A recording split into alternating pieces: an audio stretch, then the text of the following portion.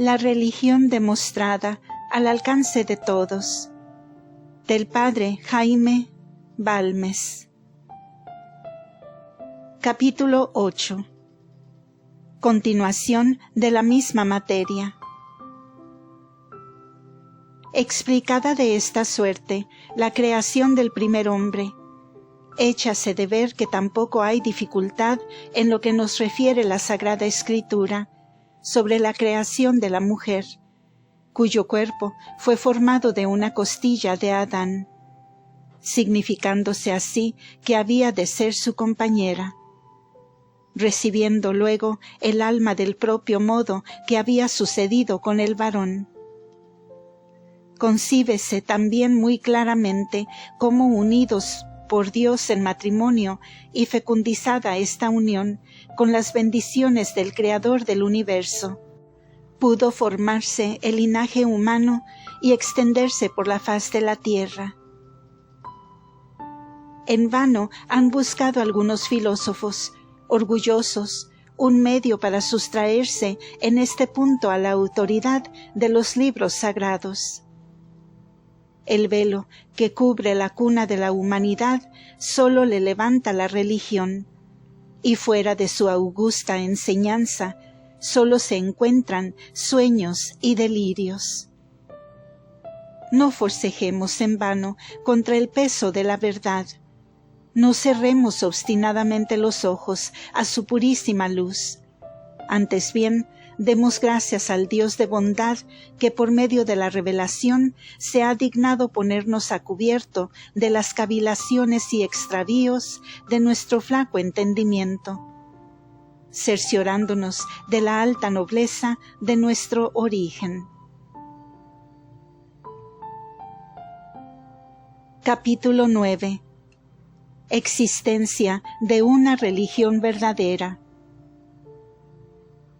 Dios nos ha criado, nos conserva, nos dirige. Él es nuestro principio, Él es nuestro fin. Y nuestra alma, que no perece con el cuerpo, que vivirá eternamente, ha de ir a encontrarse un día en presencia del Juez Supremo, que le pedirá cuentas de todas sus acciones, y le dará, conforme a sus merecimientos, o el premio o el castigo. En esta vida, pues, debemos ya prepararnos para la otra. Debemos conocer nuestro origen, nuestro destino y los medios que para llegar a él nos ha suministrado la providencia. Estos conocimientos y estos medios nos lo proporciona la religión. Sin ella estaría el hombre en el mundo como un huérfano sin amparo, que ignora su procedencia y no conoce su porvenir.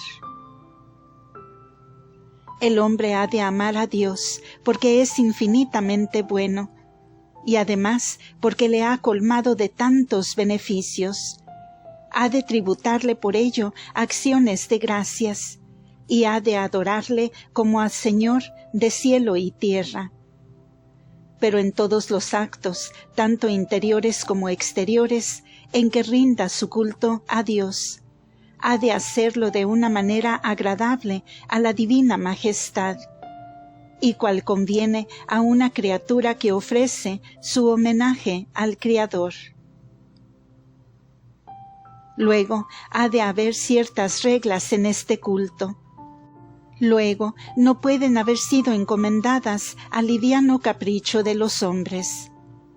Luego ha de haber una religión, la misma para todos los hombres, y en que vivan seguros de que observando lo que ella prescribe, cumplen con la voluntad de Dios y caminan por el sendero que conduce a la eterna felicidad. Decir que todas las religiones sean igualmente buenas, que tanto importa ser cristiano como sectario de Mahoma, judío como idólatra, es lo mismo que negar la providencia.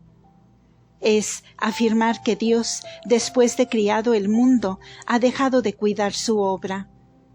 Es pretender que el linaje humano marcha sin objeto, sin destino, al caso como un rebaño sin pastor. Se dirá tal vez que un Dios infinitamente grande no cuida de nuestras pequeñeces y que mira con indiferencia nuestras adoraciones.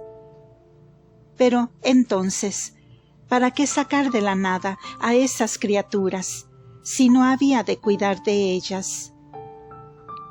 Por cierto, que si la inmensa distancia que media entre el hombre y Dios fuera razón suficiente para afirmar que Dios no cuida del culto que nosotros le ofrezcamos, probaría también que no tuvo motivo para criarnos, porque un Dios infinitamente grande, ¿qué objeto pudo proponerse en sacar de la nada a una criatura, a quien luego había de abandonar, sin dar oído a sus plegarias, sin aceptar sus ofrendas, siéndole indiferente que siguiera esta o aquella ley, que le tributara este o aquel culto, dejándola sola, desamparada, en medio de las más horrorosas tinieblas? ¿Quién puede concebir semejante absurdos? Esto sería equivalente a negar la bondad y la sabiduría de Dios, y un Dios sin sabiduría y sin bondad no sería Dios. Capítulo 10.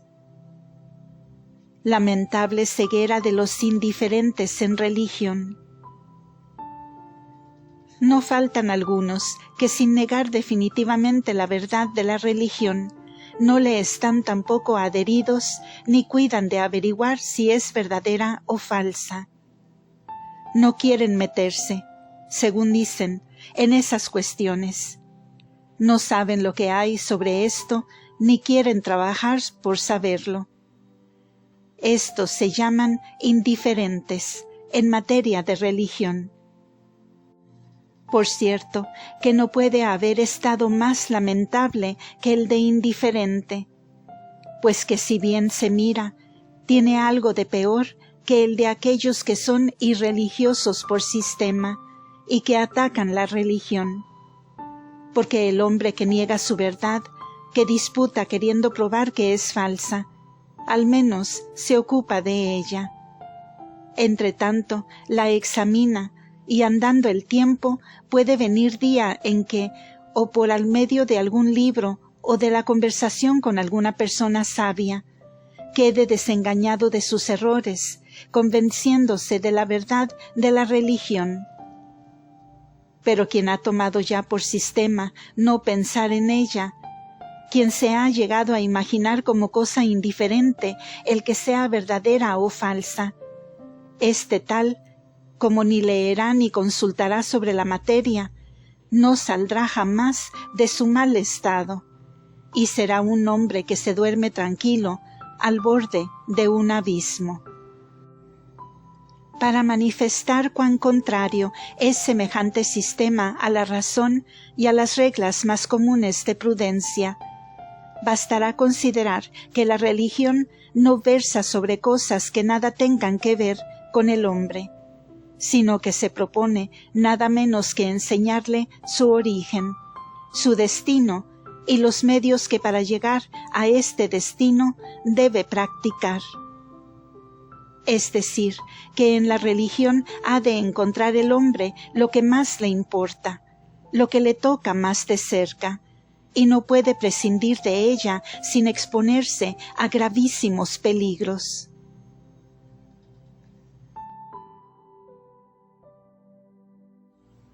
En efecto, por más que una persona sin religión suponga que no es cierto que haya otra vida de premio para los buenos y castigo para los malos, al menos no puede negar que el negocio es tan grave, que merece la pena de ser examinado. Porque la razón y la experiencia nos aseguran de que ha de venir un día en que hemos de morir. Entonces, sin remedio, hemos de experimentar por nosotros mismos si hay otra vida o no. Y en el momento en que habremos dado el último suspiro, en que los que rodearán nuestro lecho de agonía dirán, ya ha muerto, En aquel mismo instante hemos de experimentar nosotros mismos lo que hay sobre la otra vida. ¿Y quién será bastante loco para arrojarse a la eternidad, sin cuidar de si en ella se encuentra algún peligro de hacerse infeliz para siempre, y sin esperanza de remedio? Dirá el indiferente que tal vez no hay nada de todo lo que dice la religión, que quizá el alma muere con el cuerpo. Pero, ¿y si hay realmente lo que dice la religión? Si el impío se equivoca, si en el acto de morir encuentra que es verdad todo lo que ella enseña, que hay un cielo para los buenos y un infierno para los malos, ¿a dónde podrá ir quien en vida no ha querido cuidar de saber si la religión era verdadera o falsa? ¿Podrá esperar ir al cielo quien no ha querido saber si había cielo? ¿Quién pasa su vida sin averiguar si hay un Dios que le haya criado, ni cómo debe amarle y servirle, ni si hay una regla para encontrar la verdad en las materias de más importancia? Quien vive en un tan profundo olvido de sí mismo, ¿podrá menos de ser culpable delante de Dios? ¿Podrá quejarse si se le destina a un lugar de castigo eterno? Increíble parece que haya hombres que vivan en tal ceguera. El corazón se acongoja al verlos marchar distraídos hacia la orilla de un precipicio horroroso. Capítulo 11. Corrupción del linaje humano. El hombre presenta a cada paso tan extraña mezcla de nobleza y degradación, de grandor y pequeñez, de bien y de mal, que no es fácil concebir cómo un ser de tal naturaleza haya sido obra de Dios. En efecto, mientras que con su entendimiento abarca, digámoslo así, el cielo y la tierra, mientras que adivina el curso de los astros y penetra en los más hondos arcanos de la naturaleza, le vemos también lleno de dudas, de ignorancia, de errores. Tiene un corazón noble, amante de la virtud, que se entusiasma con el solo recuerdo de una acción generosa, pero que se pega también a los objetos más viles y sabe abrigar la crueldad, la traición y la perfidia. Es capaz de concebir y de realizar agigantados proyectos, de arrostrar impertérrito todo linaje de peligros, y quizá tiembla pavoroso a la vista de un riesgo despreciable, y se acobarda y desfallece por solo tropezar con la dificultad más liviana. Suspira siempre por la felicidad y vive abrumado de infortunio.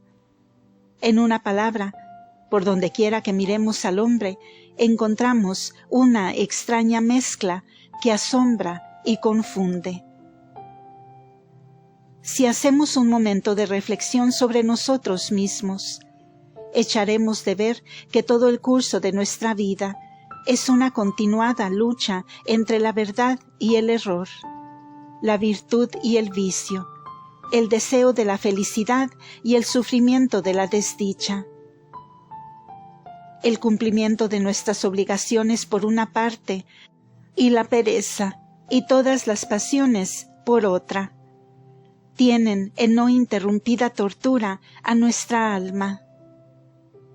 Por manera que no parece sino que dentro de cada uno de nosotros hay dos hombres que se disputan y luchan incansables, el uno bueno, el otro malo, el uno cuerdo, el otro loco.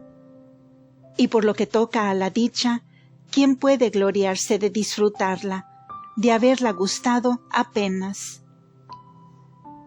¿Cómo es posible, dirán los incrédulos, que una monstruosidad haya salido de las manos de un Dios infinitamente sabio, infinitamente bueno? Aquí, sin embargo, aquí, al responder esta dificultad, es donde la religión católica muestra toda su elevación y grandeza. Aquí es donde ostenta uno de sus más irrecusables títulos para probar que ella, y sólo ella, es la verdadera. La religión no niega que existan en el hombre contradicciones palpables, que se vean en su ser y en su conducta irregularidades monstruosas. No trata de disminuir en nada la realidad del hecho en que se funda la dificultad, porque como se siente con fuerza para soltarla del todo, no necesita ni atenuarla, ni orillarla, ni eludirla, sino que dejándola que se presente en toda su magnitud y robustez, tal como había bastado para confundir a los mayores filósofos de la antigüedad, la arrostra de frente y dice: sí, el hombre yace en el error y en la corrupción, pero ¿queréis comprender el secreto? Ahí está, en uno de los dogmas que yo enseño, en el pecado original. El hombre de ahora no es tal como Dios le crió, sino que es un hombre degenerado. Dios le había criado inocente y feliz. Su entendimiento estaba ilustrado con la luz de la verdad, su voluntad ajustada a los dictámenes de la razón y de la ley divina. Su vida se deslizaba en agradable quietud, en apacible bienestar. Su corazón rebosaba de dicha. Tamaña felicidad hubiera pasado a su descendencia si se hubiese conservado sumiso a los mandatos de Dios. Pero el hombre pecó, y por inescrutables designios del Altísimo ha quedado todo el linaje de Adán, infecto de la culpa y sujeto a la pena. He aquí aclarado el misterio de las contradicciones del hombre. Esta noble criatura es imagen y semejanza del mismo Dios. Pero la mancha de la culpa ha desfigurado a la hermosa imagen. Cuando vemos al hombre inteligente inclinado a la virtud, alzando su noble frente para mirar al cielo, vemos allí la imagen de Dios. Cuando le vemos en las tinieblas del error, en el cieno de la corrupción, en las angustias del infortunio, vemos el estrago hecho en la bella imagen por el borrón del pecado. Así es como explica la religión las contradicciones y monstruosidades del hombre. Y si bien es verdad que la misma explicación es también un misterio muy superior al alcance de la inteligencia humana, tampoco puede negarse que a través de las sombras que encubren el augusto arcano, se divisa tal fondo de razón y de verdad, que el misterio del pecado original despide tan abundante luz para resolver las dificultades que nuestro entendimiento se encuentra satisfecho y dice para sí: este misterio es superior a tu razón, pero no contrario a ella. Capítulo 12. Reparación del linaje humano por Jesucristo. Caído el hombre del estado de inocencia y felicidad en que había sido criado, infecto de la culpa, echado del paraíso, sujeto a toda especie de penalidades y miserias, y por fin a la muerte, se hubiera hallado en horrible situación si Dios, por su infinita misericordia, no hubiese querido remediar tamaña catástrofe, enviando a su Hijo unigénito, para que todos los que creyeran en Él no pereciesen, sino que tuvieran vida eterna. Sin duda que Dios habría podido perdonar al linaje humano su culpa y condonarle la pena merecida sin exigir satisfacción de ninguna clase, ya que el mismo Dios era el ofendido. Y además, ¿quién señala lindes a su omnipotencia? Podía también exigir una satisfacción, alcanzarle de 1000 maneras diferentes que al débil hombre no le es dado conjeturar, pero que no se ocultan a la sabiduría infinita ni se hallan fuera del alcance de la mano todopoderosa. Pero quiso que la misma caída del hombre sirviese para manifestar más y más la infinidad de su poder, el rigor de su justicia, la grandeza de su bondad, el inagotable caudal de su misericordia. Quiso recibir una satisfacción, y no como quiera, sino una satisfacción completa. Pero el hombre, miserable, finito en su ser, reducido en sus medios, caído de la gracia, sentado en las sombras de la muerte, ¿cómo podía dar satisfacción semejante? Parece que el alma forcejea para encontrar un medio, pero es en vano. El corazón se entristece y se acongoja, la mente se abate y se nubla. Profundos designios de un Dios, el unigénito del Padre, imagen del mismo Padre, Dios como su Padre, se hará hombre, sufrirá horribles tormentos y morirá, por fin, en afrentoso patíbulo. Ofrecerá sus dolores, sus tormentos y su muerte en expiación de los pecados del mundo y para la reconciliación del linaje humano. Los que vivan antes del Salvador se salvarán con la fe en el mediador venidero, uniéndose a Dios por la esperanza y la caridad.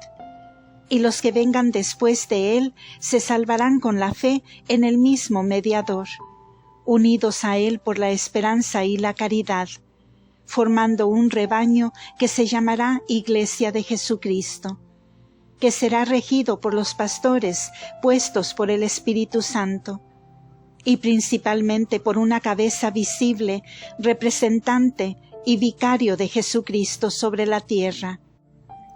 He aquí lo que decretó el Eterno y lo que ha realizado para salvar al linaje humano. Puede de darse nada más grande, más augusto, más admirable.